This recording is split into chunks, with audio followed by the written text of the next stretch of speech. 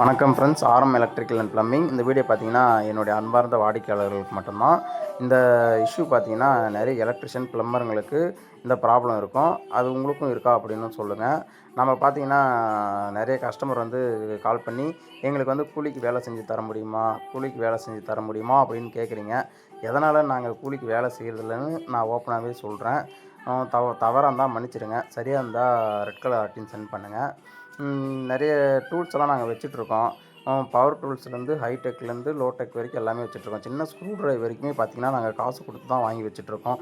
இந்த சமயத்தில் நாங்கள் கூலிக்கு வேலை செஞ்சோன்னா அதுக்குண்டான ப்ராஃபிட் யார் கொடுப்பாங்க? நாங்கள் கூலிக்கு வேலை செய்கிறோன்னா அதுலேருந்து நாங்கள் ஒரு 100 200 சேர்த்து கேட்போம். அது எதனால பார்த்தீங்கன்னா இந்த டூல்ஸுக்கு உண்டான தேய்மானத்தை மட்டும் தான் நாங்கள் சேர்த்து கேட்போமே தவிர மற்றபடி அதிகமான ப்ராஃபிட் எந்த ஒரு எலக்ட்ரிஷியனோ ப்ளம்பரோ கேட்க மாட்டாங்க.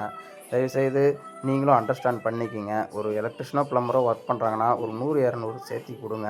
அதில் அவங்க ஒன்றும் லட்சாதிபதி ஆகிற போகிறது கிடையாது. நான் இந்த மாதிரி பேசுகிறதுனாலே நிறைய பேர் என்னை எதிரியாக தான் பார்க்குறீங்க.